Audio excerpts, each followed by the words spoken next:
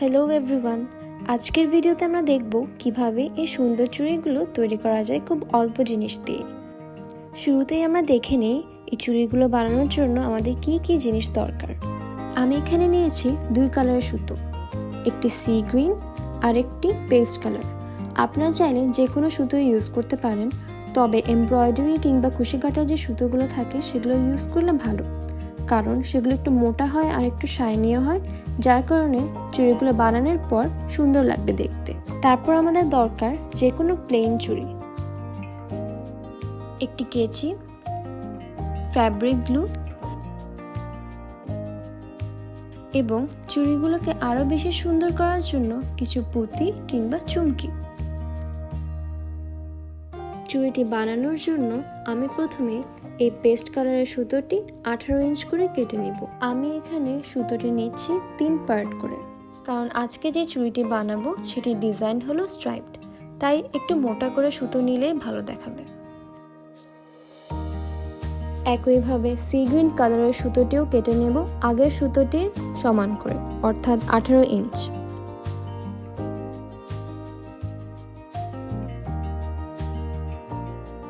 এই সুতোটি আমি 4-5 পার্টের মতো নিয়েছি, কারণ এটি আগের সুতোটির চেয়ে আরেকটু চিকন। তারপর দুটো সুতোর সামনের অংশটুকু সমান করে কেটে নেব। আমাদের সুতো রেডি করা শেষ, এখন শুরু করা যাক চুড়ি বানানোর পালা। প্রথমেই আমি চুড়ির যে কোনো অংশে কিছু দূর ভালো করে গ্লু লাগিয়ে নেব।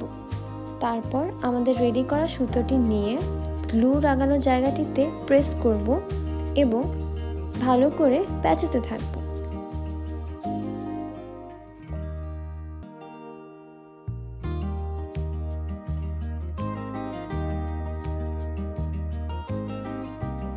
এভাবে পুরোটা চুড়িকে সুতো দিয়ে পেঁচিয়ে নিব। শেষের অংশে এসেও এভাবে প্যাঁচাতে থাকতে হবে এবং ভালো করে গ্লু দিতে হবে যেন সুতোগুলো খুলে না যায়। শেষের অংশের কিছু দূর শুরুর দিকে যে প্যাঁচানো অংশগুলো ছিল তার উপর একটু করে পেঁচিয়ে নেব এবং এক্সট্রা অংশগুলো কেটে ফেলব। কাটার পর বাড়তি অংশটিকে গ্লু দিয়ে লাগিয়ে দেব।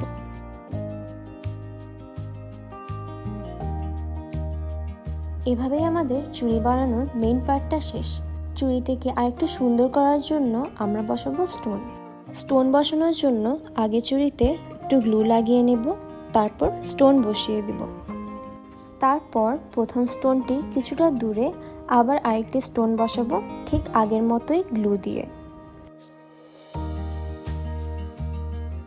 এভাবে সমান দূরত্বে পুরোটা চুড়িতেই স্টোনগুলো বসিয়ে নিব।